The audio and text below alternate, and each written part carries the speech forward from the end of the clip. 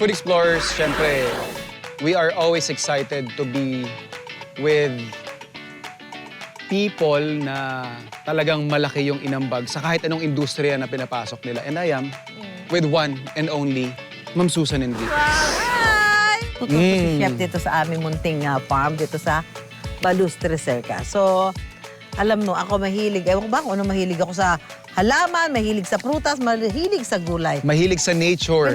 Sa nature cup, ito golden shower. Oh, okay. Golden So, shower. kwan pa lang siya. Nag-establish pa lang siya, nag-acclimate pa lang ba siya, ma'am? Kalilipat lang ba nito? Hindi naman, pero malapit na siya mamulaklak. Gustong-gusto ko kasi bulaklak niyan. Ang ganda, Okay. di ba? Ibang variety ng bonggabilya. Ayaw nga, no? Ba't Di ba mas pino parang- yung dahon? Mas pino yung dahon, mas masinsin. Ito ang tinatawag na yellow kaimito o abyo. Abyu. Okay. Ito yung bunga niya, chef, pag hinog. Ah, yes. Yan. Kita mo ang sipag nilang mamigay ng bunga. At saka, ma'am, ang liit-liit pa lang niya. Yes! Kunin mo na yan. Tapos gusto ko tikman mo dahil ko naman yung explorer. Ayan po. Yan. Hello, Abyu. Nag-meet kami Abyo, ulit na abyo. Yellow kay Mito. Opo. So, paborito ko yan dahil lagi siyang namumunga. Talagang masipag siyang magbigay ng bunga. Ito. Yellow kay Mito po yan. Uy! Yun. Oh, Grabe tasek. naman. Oo. Mm. Mm. Oh, grabe. Yan. Creamy. Mukha kang kay Mito. Mukha siyang kay Mito, di ba? Mm. Pero medyo kakaiba yung lasa niya. Parang tingin ko nga dyan, mas... Mm. Hindi siya kasing creamy ng kay Mito. Yes, Pero mas matamis siya sa kay Mito. At saka mas ano yung dense yung laman niya, Yes. di ba? Mas dense yung laman niya. Yung tamis naman para siyang, yung inasukalan, Oo. ganun yung tamis niya eh. Ayun, nakikita ko may papaya ka dyan, ma'am. At papaya. Pwede ba natin gamitin pang luto yan mamaya? Uy, kita mo na bilog yung papaya. Kaya nga eh. Ma'am, ito, hulaan mo na lang. O, ito ay chicken breast, di ba? Chicken breast. Ano, pinipilay mo ba yan? Paano? Hinihiwa ko lang, pinaninipisan ko lang po. Oh. Tapos, kasi kadalasan, di ba, pag yung combination ng papaya, malunggay, tsaka manok, automatic, Tinola? tinola. O, pwede ginataan. Or pwedeng ginataan. Oo. Ito lang naman po, ibang kwan lang, ibang Anong gagawin? application, kumbaga. Oh. Same ingredients, pero iba lang yung atake. Oh. Gagawa tayo ng crispy fried chicken. Tapos yung malunggay natin, iibahin ko lang din siya ng presentation. Pinitas natin yung papaya dito, no? Yes! Uy, may bayad dyan. Ay, Pati itong malungga. Oh. ayan. Ma'am, ito, di ba nag-culinary school ka din? Oo. Sa base ng isang Susan Enriquez, Oh. doon ka naman talaga bibilib kay Ma'am Susan eh. Talagang nakapagsingit pa ng culinary Alam mo, arts diba, course. wala lang, parang dagdag kaalaman. But, I mean, you know, let's face it, pagka may gano'n, parang may mga dagdag na kaalaman kang natututunan na hindi mo naman matututunan kung ikaw ay nasa kitchen lang talaga na nag-aaral. Yung kunya sa bahay. Oh, That yeah. makes sense. So, Yung technical foundation, ika nga po. Ano. yes, oo. Ang dami nagiging dagdag na kaalaman pagka talagang inaral mo ng formal yung isang bagay. Ganon. So, yun lang. Yun lang naman, parang meron akong gustong specialty, so gusto kong matutunan kung paano talaga yung tama noon. Okay. Ang paborito kong lutuin kasi pasta. Yan. Okay. So, inaral ko paano gagawa ng yung pinaka noodles. Yeah, Fresh. yung, Pasta fresca, kumbaga. Yes, oo. Yung ganun ba? Yung mga nanonood sa atin, mga food explorers natin na nagrereklamo na busy sila sa buhay. Ito po, ang case study ninyo na you'll never be busy enough pag gusto mo yung ginagawa mo. Galaw-galaw, Yeah? pero hindi pumanaw. Di ba? Actually, bukod sa Balustre, Plano restaurant naman ang susunod. Actually, hindi naman restaurant. Parang coffee shop lang na maliit. Okay. Parang ang order, parang limitado lang siya. Hindi ko, I Hindi cannot yung offer. full Yes, meron restaurant lang. menu. Ito lang talaga yung mga choices nyo, parang ganyan. Apo. So, tapos gusto ko talagang special siya. Yung pinupost mo sa FB mo Ah. is yung pagkain Ay, pagkaing malinis. Meaning, lutong bahay, alam mo kung saan mo hinarvest. Kaya sabi ko nga, chef, sa'yo ang happy place ko kasi palengke. Yeah, totoo. Kasi sabi ko, ay nako, pag ako na malengke, hindi mo pwedeng lokohin na sariwa ang isda. Pero hindi. Yes. Hindi mo ko sabihin, sariwa, maganda yung gulay. Alam ko ang bagong pitas. Yeah. dahil essential life skill ang, well, pamamalengke, I think mas dapat i-integrate yan doon sa lifestyle natin. Lalong-lalo na ngayon, although kahit modern na. At the end of the day, it's sa afternoon. Yeah. Ayan ang mga words of wisdom. Ito, ma'am. So, chef, ano yan? Ito na yung ano mo, yung chicken. Chicken. Ma'am, inasinan ko lang to. Nilagyan ko lang garlic tsaka onion powder. Tapos i-fry lang natin. Yan. Oh. So, kung lang ito. Flatten talaga, Opo. no?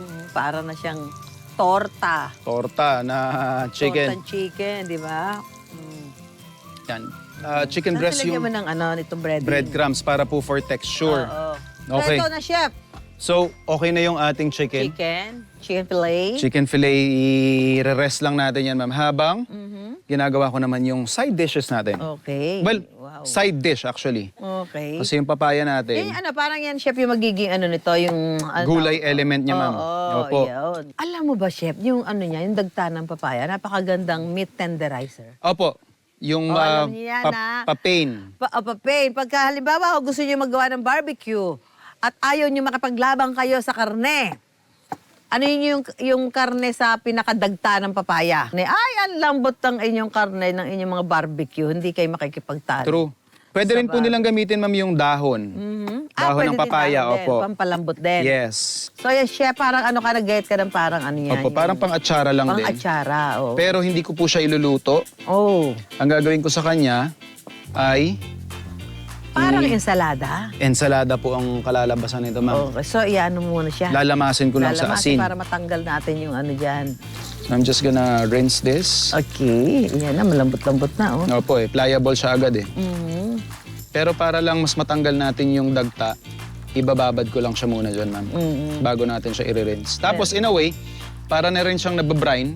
So nagkakaroon ng lasa yung Yung pinaka-meat ng opo, ng papaya. papaya natin. And then finally, for our last component, Yes, you need yung this. pinaghirapan mo pong Malunggay! Ayan. So gagawa lang ako, ma'am, ng sauce. Sauce. Sauce gamit ang fresh malunggay. Oh, ibe-blender mo? Opo. Yun. Sariwang-sariwa Sariwa yan. po. So we have cream here. Pampakapal din po ako. Mayonnaise.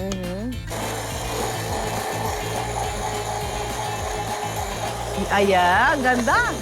Para siyang ice cream. Parang ice cream. Oo.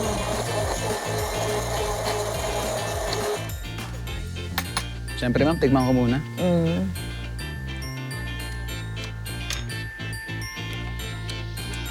Meron siyang parang pait. Oh, Pero kasi itong malunggay, may kaunting pa ito eh. I don't mind. Okay. Lagyan ko lang po ng Basta iisipin mo na pagka mapait, ay masustansya. healthy. Oo, Yes. healthy siya.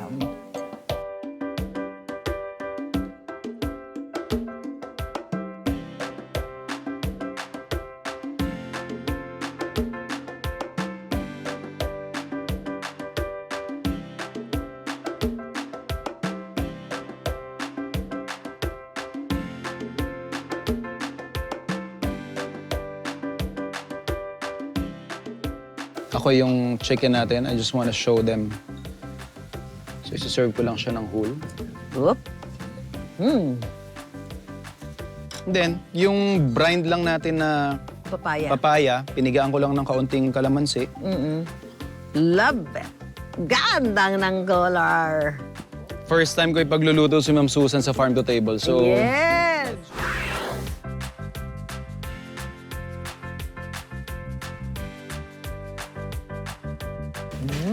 Ang sarap. Refreshing yung papaya. Naku, meron akong bagong flavor na sauce. Meron akong favorite ngayon na sauce. Yan, gusto ko yung malunggay.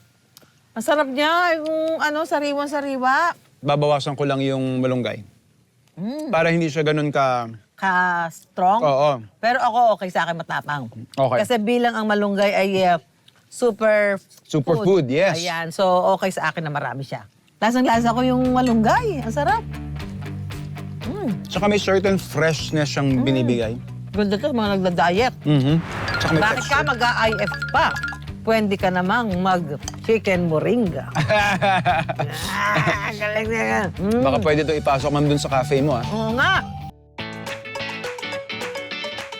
Ay, yung avocado namin, maraming bulaklak. Chef, Paano kita mabibigyan, Ay, chef? di bali, ma'am. Cavite lang din naman Ay, ako. na bulaklak, oh. Dami na. Ay, salamat prutas. Marami kang binibigay na.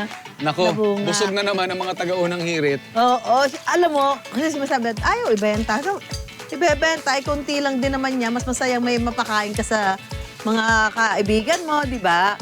Hindi, tsaka kwan yun, ma'am eh. Love language yun eh. Ganun mo pinapakita yung pag-appreciate mo sa mga tao na kapaligid sa'yo. Gusto kong masaya sila. So, ay, ito puno ng paminta. Ayan, oo. O, yung mga hindi pa nakakakita ng puno ng paminta, Ayan. ito po. Ang bunga ng paminta. Yan. So, pag nagluto kami na kailangan ng pamintang buo, iba ang anghang ng pamintang sariwa. True. Maniwala ho kayo. Meron ako ditong peanut butter tree. Peanut butter tree? Yes, sabi niya, bakit siya peanut butter? Kasi yung bunga niya, lasang peanut butter. Eto, Ganda. this is the peanut butter tree. Patasan ang bunga Ano mo. itsura ng bunga nito, ma'am? Bakit kung kailan kita kailangan na wala ka ng bunga? Peanut butter tree? Dapat nakatikmo mo yung bunga niyan. Hindi, pero lasang peanut butter. Oh, ma'am, Nga. ito, Ano amoy mo? lasang mani na hilaw. Alan? Yung mani? Yung amoy? Apo, try, igusumutin niyo, ma'am. Ba? Ay, oo, amoy maninga. Ito na lang, chef. Kuha ka lala ng balimbing. Ayan, yan. Ah, grabe Oh. naman. Tara! Balimbing! Pwede pa ito, ma'am. Oh, pwede yan, chef. Oh, Tamis! tamis. Oh. Tamis ng bilimbing. Allah, Oh Allah. my God. Ang lalaki, oh. Kain kayo. Kain kayong balimbing. Ang balimbing hindi lang ho sa politika. Meron ho dito. Yan, oh. Ano naman ito? Alin? Ah, Betel? yung ano yan, di. Parang siniguelas, pero tikman mo. Nakakain niya, maasim yan. Chef, tikman mo. Yaman din lang mahilig ka tumikit. Tikman mo, maasim yan. Para po siyang yung Indian mango. Yun! Ito pa lang yung pinagtataniman mo, ma'am. Ah. Marami ka na makukuha. Sige. Mahilig kasi ako sa mga citrus na prutas. Kaya ang dami ko ditong citrus. Yan, parang hindi ko. So may kalamansi. Ito ay Katmon. katmon, di ba? May bunga na rin yung katmon mo, ma'am. Yes! Ito ay Japanese orange. Kaya lang, may takip. Malalaki na yan eh. Pwede na siguro itong pitasin. Tignan natin. Chef, tulungan mo ko. Tapos para matikman natin, kasi matamis yan, alam ko eh. Buksan mo, chef, dali. Kasi Japanese, ano yun eh, yung Japanese orange. Alam ko pa, hinog na yan kasi malambot na eh. Ah, maganda na nga yung kulay. Ano po pagkakaiba ng Japanese orange sa kwan? Sa yung lasa, yung tamis, ewan ko lang matamis na. Matamis na? Yeah. That's okay. Juicy. Saan? Puno.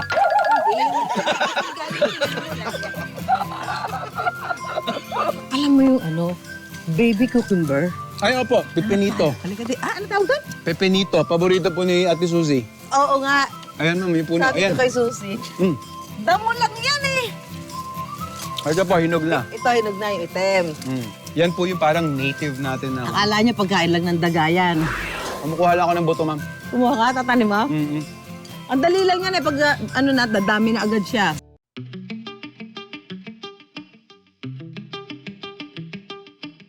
Paano kayo, ma'am, nagkakilala? I mean, gano'n na kayo katagal magkasama? Si Laura ay 15 years na sa akin. Sa kanya ka na rin lumaki. Kasi nung dumating siya, ano, sabi niya gusto niya makapag-aral. Eh. Gusto niya makapagtapos. Alam mo yung mga pangarap Yeah. niya. Parang kung ano ba may tutulong mamatupad Yeah. yung pangarap niya, di ba?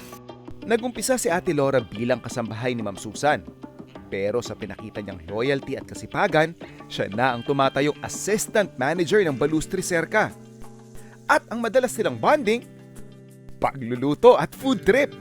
Natuto akong magluto, elementary pa lang ako, siguro mga grade 3. Marunong ako magsaing ng bigas kasi yung, siyempre dati, mahirap yung buhay. Noon, lagi kaming naiiwan sa bahay. Tapos, kaming mga magkakapatid, tinuturuan kami kung paano magsaing para umalis man sila, marunong kami, hindi kami magugutom. Sa family niya, ikaw yung nakapagtapos lang, di ba? Meron. Una. Uy, sa ano yan? PUP yan, oh. Yung isa. PUP yan, ah. Hello po, mga food explorers. Ako po, si Laura. Ngayon po, ako'y magluluto ng ginataang talbos ng balinghoy. Ito po siya yung talbos. Ang kukuhanin lang po natin is yung pinakatalbos po niya. Tapos, gagayatin po natin siya ng ganito po. Sa Tagalog is balinghoy, pero sa English po is kasaba po. Kailangan din po natin ng pangalawang gata, kakang gata. Ito po yung unang gata. Kailangan po natin ng panlahok na alamang, asin para sa to taste, bawang, sibuyas, tsaka sili.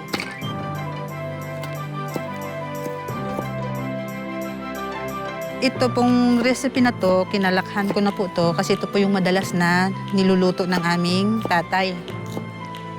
Yung tatay ko po, mahilig sa maanghang. So lahat ng ulam po na iniluluto niya, hindi po mawawala yung sili. Kaya kami, nasanay na rin kumain ng maanghang. Yan, iwain po natin yung sili. Ilalagay na po natin dito sa kawali po. Tapos, sibuyas, bawang, tapos itong alamang, tsaka ito pong pangalawang gata. Hintayin po natin siyang kumulo, tapos saka natin siya haluin. Pero yung iba, ang kadalasan, ang iba pag nagluluto, ginigisa nila yung bawang, sibuyas, tapos yung, kung ano man yung lahok nila. Pwedeng baboy, pwedeng tinapa. More than 10 minutes, ayan, kumulo na siya. Ayan. Pwede na po natin siyang haluin. Ngayon, hintayin po lang po natin na medyo matuyo po siya. Saka po natin ilalagay yung unang gata. Hindi na po natin siya tatakpan para madali po siyang matuyo. Ngayon, ilalagay na po natin tong unang gata. Tapos, isabay na po natin tong sili. Ngayon po, kasi nailagay na natin yung unang gata, ngayon hihintayin na lang po natin siyang kumulo at maluto yung gata. Tapos, isi-serve ko na po siya kay Ma'am Susan at Chef JR.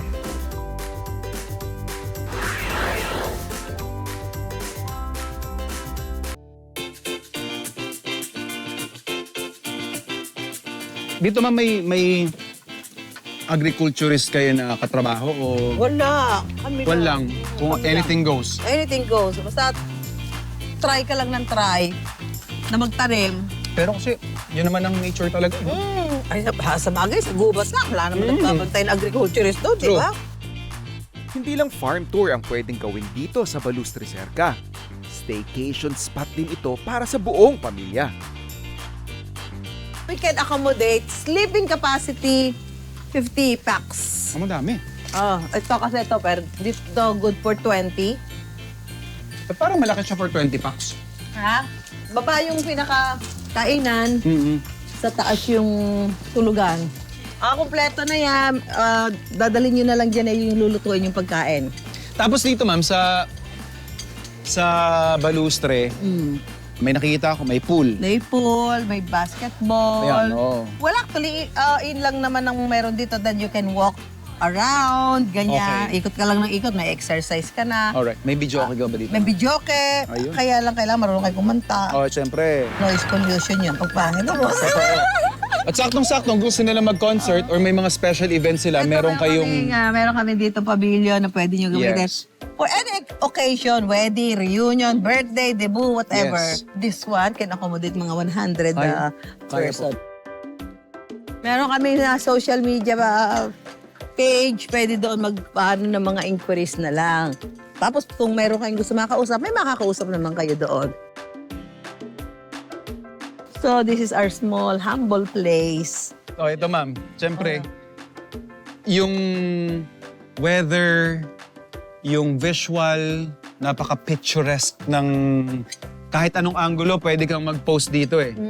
Pero I think ang pinaka nagustuhan ko dito, hanggang sa logo mo, Loyal Kapuso. Ganyan, kapuso tayo. Loyal Kapuso. Yan, katas ng Ayan. pinaghirapan. Oo naman. Matapos mag-ikot sa farm, si Ma'am Susan naman ang bibida sa kusina para ipatikim sa atin ang pinagmamalaki niyang ampalaya dish. Ito naman siguro, chef, ay naluto mo na yung ampalaya. Hindi ko lang alam kung na-try mo na ba yung may biskotso. Actually, yun nga po yung tinatanong ko, ma'am eh. Ba't may biskotso? Bakit may biskotso? Wala lang, para dagdag texture lang ba? Pampakapal nung Tapos sabaw. I hope this biskotso is medyo matamis. Opo, tamis. Pwede. Alam mo kasi ito yung nung bata kami, ang nanay ko lagi nagluluto nito. Kaya yata na ano ako sa pagkain ng ampalaya. Okay. Nawili kasi parang, wala man siya pait. Ganon. Oh. Di ko alam kung ina-absorb niya yung pait ng ampalaya. Pero wala po kayo ibang ginagawa dito sa ampalaya, hindi nilalama sa asin? Nanay sa ko tubig. parang inaano niya sa asin, binababad sa mainit na tubig. Okay. Tapos lalagyan niya ng asin, tapos gaganuhin niya para dubawas ng ano.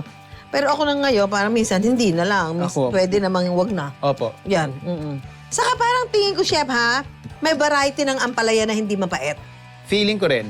Kasi I mean, hindi meron- po pantay-pantay yung pait nila. Yes, kasi parang merong ampalaya na parang malalaki yung hibla, ganyan. Ito yung variety na hindi masyado mapait. Pero pag yung green, Oo. na magkakadikit silang gano'n, yun ang mapait. Lalo na po yung native. Oo, lalo na yung native na pang pinakbet, di ba? So, may kaya piliin nyo na lang din yung ganung variety. Yan. Tapos bawang sibuyas, kamatis na tayo. Okay. Yan. So, nagluluto ka ng ampalaya, I'm sure ang luto mo ay may itlog. Actually, kahit ano po, minsan boiled lang. Lalo na pagkuan lang, pag may maganda akong nakuhang bagoong isda, boiled lang po. Ano to, olive oil? May budget? Taray. So, pwede na nating simulan ang ating paggigisa. Ma'am, sa lahat ng shows na ginagawa mo, hindi ka inoferan ng cooking show? Parang wala pa eh. Lagi na lang ako pinagluluto sa unang hirit. Wala Oo. namang extra bayad eh.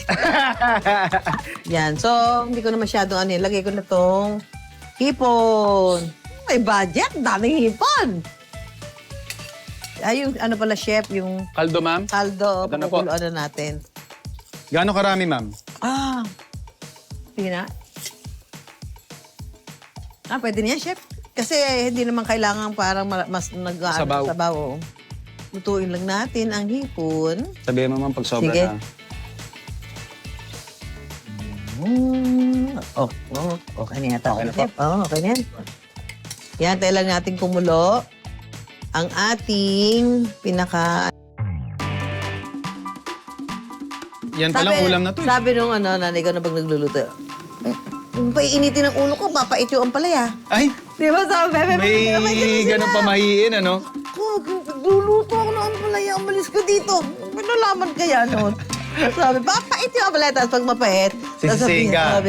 So pag inihain na niya, parang alam mo, ang lapot ng pinaka-sauce, ganyan. Kasi nga, nilagyan niya ng biskotso. Yeah, so pwede na natin ilagay itong kumukulo-kulo na siya. Sige, lagay na natin itong ating ampalaya. Ha? Alam na to. Magpapatumba ng kanin to. Kailangan ito, may kanin to, may kanin. Yan. Ayan, pagka ganyan, sarap ng luto ng ulam, healthy. Tapos saglit lang naman ng ampalaya. Hindi man kailangan overcook Yes. di ba? Actually, Sarap yan, mabantuan lang ng mainit na tubig yan. Okay na. Yes. Yan. Yan, yung ganyan, okay na yan eh. Kaya lang, siyempre, ang tinatawag natin pinaka-kakaiba dito, meron siyang Biskotso. biskotso. Pero inisip ko rin, ma'am, kung gaano ba ako kadalas kumain ng ginisang Ampalaya? ampalaya na may hipon, Okay. Ako kasi, yung pagmadalian, kasi ang hirap, di ba? Pag wala kang hipon sa bahay, di ba? Yeah. Pero ang itlog, kadalasan, yan ang meron sa mga bahay. Yes. So, para mas madali, lalagyan mo na lang ng itlog. Itlog. Yung ampalaya mo kung nagluto ka, para may madali ka. Malinamnam. Na naglalaway na ako, Malinamnam na yung lasa niya. Manamis-namis na siya dahil doon sa hipon. Okay. Yan, manamis-namis na. So dahil na siya, almost cook na rin naman yung ating gulay. At sabi Apo. ko nga, di ba chef, hindi man siya kailangan i-overcook. Yeah. Tapos yung pinaka-ingredient niya na hipon is nakikita natin, luto na rin naman siya. Tumiklop na siya, yung kapalaran niya, nakita na niya. Ayan na. Di pwede na natin lagyan ng lagyan ng biskotso. Yan. So, yan chef, makikita mo, mag-iiba lang yung ng sabaw. Opo. Texture. Medyo lalapot. Di ba? Okay. Medyo lalapot lang siya. Tapos may dagdag din pong kaunting tamis. Yes, may kaunti siyang tamis. Ayan. Ayan na, oh. Ginisang ampalaya with bizcocho. Ang excitement ko ay matikman ni Chef yung aking ampalaya with bizcocho. Biscocho. Kasi sabi ni Chef, alam mo, nagluluto naman siya. Marami na siyang niluluto. Marami siyang alam lutuin. Pero hindi pa niya na-try to. Pero ito, Chef, nung niluto ni Laura na talbos ng kasaba, na-try mo. Kasi Apo. sa mga Bicolano daw, parang pangaraniwan yan. Yes. Yan po yung everyday na... Actually, hindi lang po sa Bicolano, kahit sa maraming probinsya, ma'am. Yan staple na ulam. Okay. Kasi yun po yung maraming tanim po doon. Yes. Lalo na basta po, ma'am, sa isang lugar na maraming nagtatanim ng balinghoy, matik yung mga tao Matik doon. yung talbos niya. Yes. Kasi nung nagluto si Laura niya, parang sabi ko, naluluto ba ganyan? Akala ko, laing. Apo. Nung niluto na, laing ba to? Yung pala talbos siya ng kasaba. Ano mo? Aba, at least may pakinabang ka, di ba? Doon sa Magagamit mo yung dahon, tsaka yung Laman niya. laman ng kwan. Oo. Kaya lang, mahilig sa maanghang. Hindi ko Masarap mahilig yan. sa maanghalen. Chong. Yung ano ko? Anong may nilagyan ng biskotso? Ano na dagdag sa ano niya? Texture. Texture. Literal na dinurog na tinapay. So parang may mga micro sponge kang na titikman. So, yeah. This actually works. Siguro mas na-appreciate ko siya this time. Kasi alam ko yung kwento na nakaakibat doon sa recipe ninyo. Na parang sinishare mo na rin sa akin yung kabataan mo. Na kinukwento mo kanina pag yung mga kapatid mo nag-aagawan kayo dun sa sarsa. Sa sarsa, oh.